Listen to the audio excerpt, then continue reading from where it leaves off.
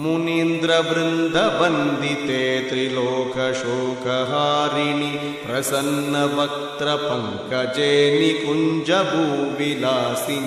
ब्रजेन्द्रभानुनन्दिनि ब्रजेन्द्रसूनुसङ्गते कदा करिष्यसि मां कृपाकटाक्षभाजनम्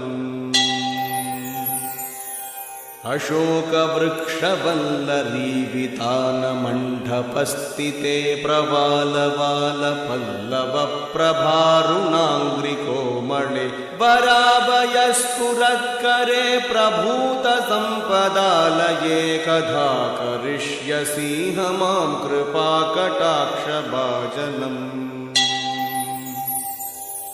अनङ्गरङ्गमङ्गलप्रसङ्गभङ्गुरभ्रुवां सविभ्रमं ससम्भ्रमं दृघन्तभा